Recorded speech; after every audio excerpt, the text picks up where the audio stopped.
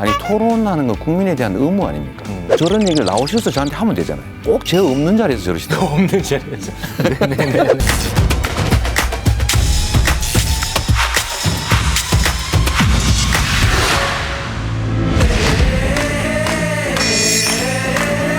정부가 나서서 노동과国民 정착을 해줍니다.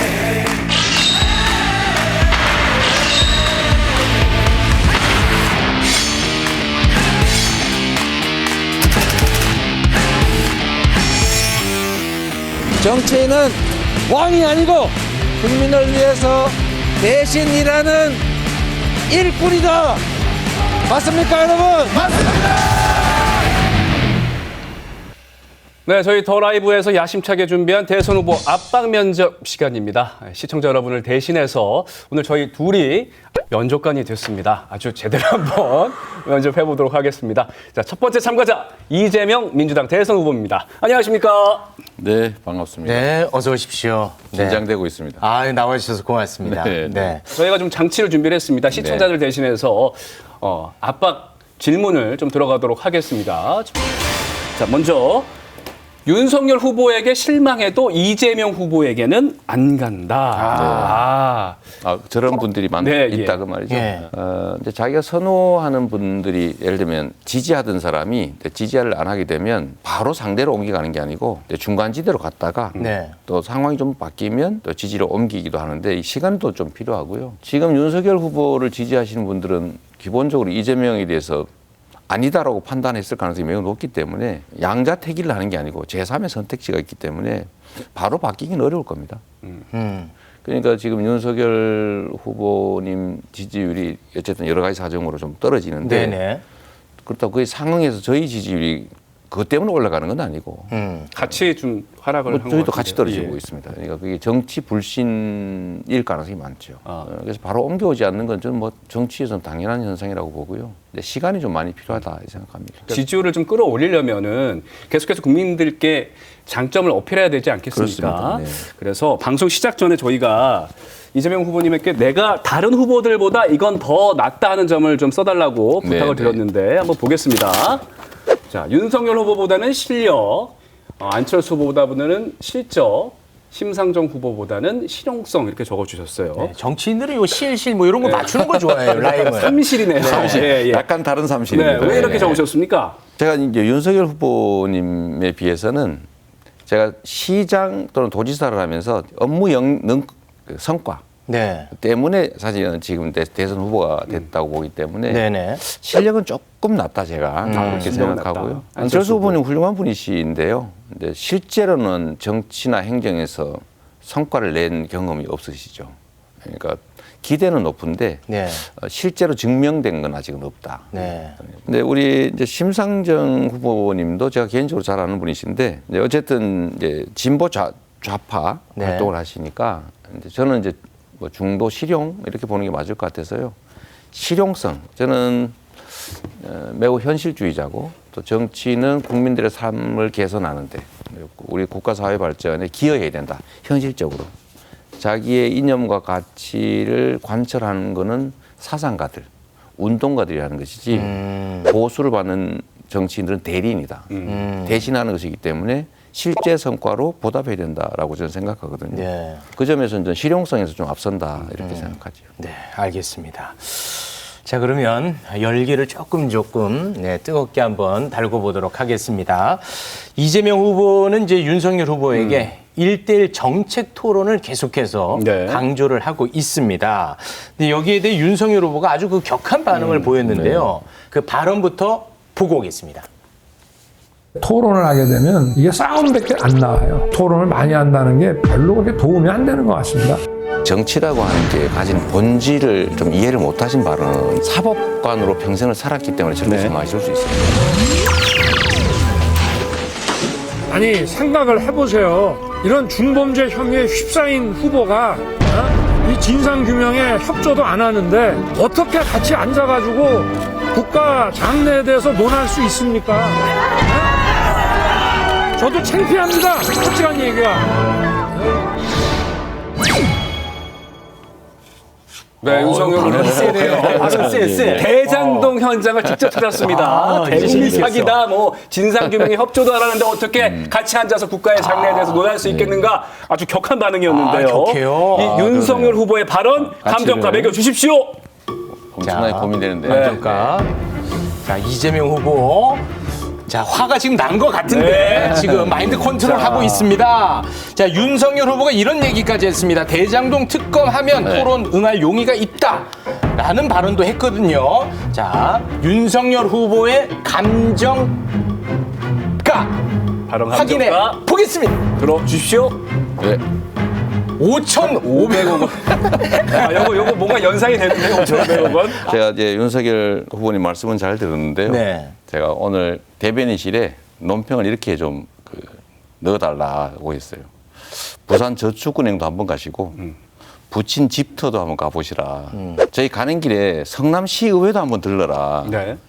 왜냐하면 당시에 성남시의회 국민의힘에서 이제 민간 개발업자한테 100% 개발 이익 주기에 공공개발에서 손대라고 성남시장을 압박을 했지 않습니까? 네.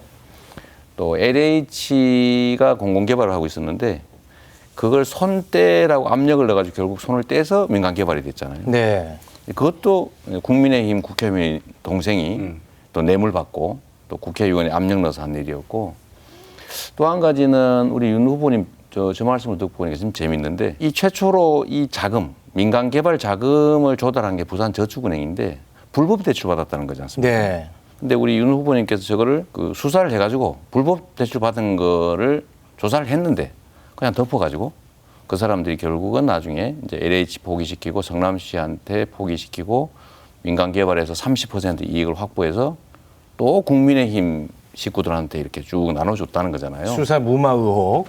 근데 사실은 우리 윤 후보님이 저렇게 화낼 게 아니고 제가 특검하자라고 네. 했는데 자꾸 이상한 조건을 국민의힘에서 자꾸 붙여가지고 자꾸 시간이 끌고 있어요. 예를 들면 특검을 자기들이 임명하겠다 뭐 이런 소리를 한다든지. 네. 그래서 저는 조건 없이 제한 없이 성역 없이 처음부터 끝까지 네. 이거 다 특검하자라고 얘기하고 당도 그렇게 협의를 하고 있습니다. 제가 이 말씀을 드리는 거는 자, LH의 개발을 포기시킨 것도 국민의힘. 성남시장인 이재명이 공공개발해서 100% 공익 환수하겠다고 하는 걸 막은 것도 국민의힘. 돈 빌려준 거 묵사랑 묵인해 준 것도 윤석열 후보님. 그다음 이익을 나눠 가진 것도 국민의힘 식구들. 대체 제가 무슨 상관이 있습니까? 그래서 하나만 더 추가하면 제가 이제 예상 수입의 70%를 저희가 환수하는 걸로 확정을 하고 협약을 했는데 나중에 보니까 땅값이 좀 오르는 것 같아서 제가 나중에 허가할 때 1,100억을 더 부담시켰거든요. 제가 거기에 이해관계가 있으면 제가 거기다 왜 부담을 시키겠어요. 네. 이익을 줘야지. 네. 이제 이거를 윤 후보님은 알면서 일부러 저러시는 것 같아서 거기서 성남 시민들이 저 때문에 혜택을 본 5,500억. 금액을 이렇게 인정해서 네. 5,500억으로. 예, 후보님, 네. 그럼 요 관련해서 요거 말씀하시죠. 딱 하나만 여쭤볼게요. 이제 뭐 대장동 관련해서는 이제 국감에서도 많이 네, 말씀하시고 워낙 많이 나온 거기 때문에 네. 뭐 누군가는 뭐 특혜를 민간업자한테 특혜를 준 거 아니냐라고 이제 바라보는 거고 후보님은 이거는 나의 치적이다 이렇게 이제 보시는 건데 결국 이제 민간업자의 굉장히 많은 돈이 들어간 건 사실 아니겠습니까? 그렇죠. 그래서 누군가는 이렇게 보는 사람도 있더라고요. 저 후보님은 네. 정치적 치적을 굉장히 중요하게 생각하는 정치인이다 보니까 네. 뭔가 좀 의심적인 거는 같아. 그런데 네. 나의 어떤 정치적 성과를 위해서 못 본 척한 거 아니겠느냐. 네. 그 정도로 해석하는 분들도 있어 보입니다. 전혀 사실이 아니고요. 네. 아마 제가 국민의힘이 원하는 것은 성남시가 손을 떼고 그냥 민간 개발업자한테 허가해 줘라 이 입장이었고 저는 그렇게 할 수 없다. 공공개발하겠다고 했는데 결국은 제가 포기하거나 민간 개발하거나 둘 중에 하나를 선택해야 됐을 때 제가 타협안으로 그러면 최대한 환수한다 이렇게 한 것이거든요. 만약에 제가 거기에 이해관계가 있으면 그냥 민간 개발 허가해 주면 끝인데 이런 일도 없었겠죠. 그러면 그들이 원하는 거고 아무도 이의 없었을 것이고 네. 저는 허가해 주면 아무 문제가 없었겠죠. 이게 민간 개발과 공공 개발의 경계선이 지어지니까 그 경계선에서 문제가 생긴 겁니다. 저는 이 여지를 없애기 위해서 완벽하게 공공 개발하려고 했던 거죠. 그래서 저는 이제 의심을 자꾸 만들고 싶어 하지만 제가 당시에 이제 박근혜 이명박 정권 하에서 야당 단체장이었고 박근혜 정부하고 이렇게 소송까지 하고 네네. 심지어 제가 광화문에서 단식 농성까지 하면서 싸웠는데 저한테 이 티끌이라도 흠이 있었으면 그때 아마 살아남을 수 없었을 것이고요. 지금 구속된 남욱이라는 사람이 이제 주도자잖아요. 그 양반이 그랬다는 거 아닙니까? 10년 동안 찔러봤는데 네. 씨알이 안 먹히더라. 네네네. 그리고 이제 이 뇌물 주고받은 당사자끼리 녹취 파일에 보니까 후보님. 2층이 알면 큰일 난다. 네네. 그거 자기들이 했다는 거 아니에요. 네. 그 이런 대장동 관련된 얘기가 계속해서 많이 네네. 나오고 그래서 이제 후보님도 나는 떳떳하다는 의미에서 네. 특검을 하자고 계속 주장을 하고 계신 거잖아요. 네네. 근데 이제 오늘도 여야가 특검 관련해서 원내대표 논의를 했는데 전혀 진전된 바가 없다고 네. 하거든요. 협상이 잘 안 된다는 얘기인데 그럼 당 차원에서 협상이 잘 안 되면 이재명 후보와 윤석열 후보가 대표 차원에서 논의를 해서 진전을 시켜서 협상을 좀 빨리 하게끔 할 수 있는 건 아니겠습니까? 그런데 예. 겉다르고 속다른 거죠. 예를 들면 윤 후보님 50조 원 지원하자 이렇게 말했다가 우리가 하자 그러니까 선거 끝나고 손실보상 관련 내가 당선되면 네. 이러시고 이번에 김종인 위원장께서도 100조 하자 네. 이랬다가 우리가 하자 이랬더니 선거 끝나고 우리가 이기면 이렇게 말을 바꾸고 이 특검 문제도 저는 이미 4개월 이상 당할 거 다 당했지 않습니까? 당할 거 다 당했는데 의심을 하니까 네. 차라리 전 특검으로 빨리 터는 게 좋죠. 네. 근데 상대방은 수사 자체를 안 한 게 많지 않습니까? 첫째, 부실 대출, 불법 대출 부산저축은행. 왜 봐줬냐? 네. 붙인 집은 왜 그 사람들이 샀냐? 아, 김만배 씨 관련. 하나은행인지 뭔지는 왜 7천억이나 투자했으면서 개발 이익은 왜 안 가져가기로 자기들끼리 합의했을까? 대체 이 돈은 누가 됐을까? 이 돈 50억 클럽은 왜 곽상도 등등 국민의힘 당원 또는 정치인들일까?